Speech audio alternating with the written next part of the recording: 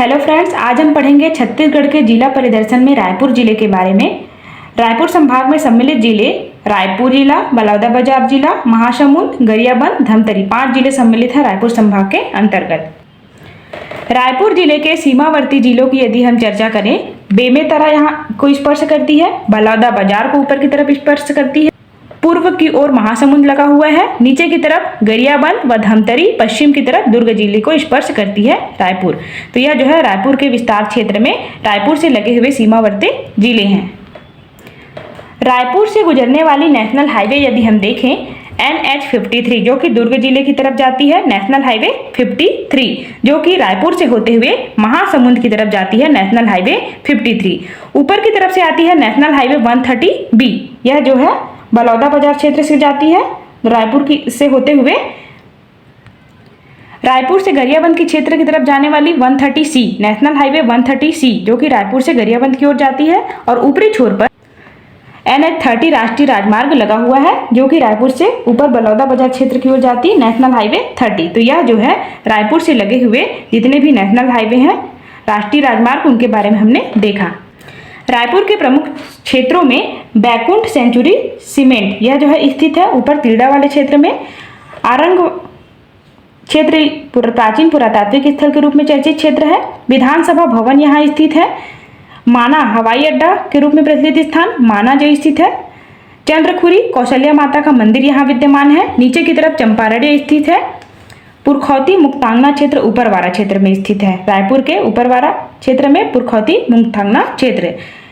रामकृष्ण विवेकानंद आश्रम जो कि 1958 में गठित हुआ, यह भी यहाँ स्थित है रायपुर के प्रमुख पुरातात्विक धार्मिक स्थलों में। रायपुर जिले के जिला गठन की यदि हम बात करें, 1861 में गठित हुआ। संभाग का दर्जा 1862 में दिया गया। सीमावर्ती जिले, पहला महासमुंद, दूसरा बलौदाबाजार, तीसरा बेमेतरा, चौथा दुर्ग, पांचवा धमतरी, छठवां गरियाबंद, 6 जिलों को स्पर्श करती है रायपुर जिला।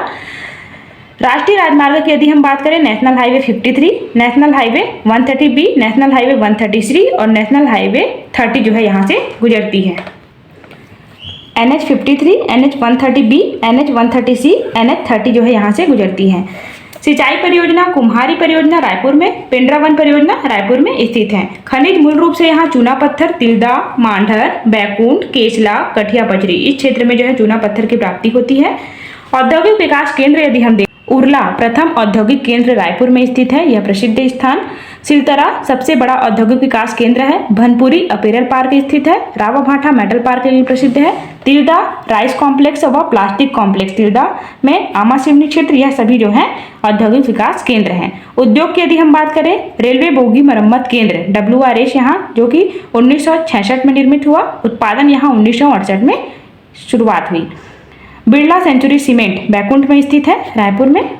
संग्रहालय की यदि हम बात करें, महंत घासीदास संग्रहालय यहाँ स्थित है जो कि 1875 में बना।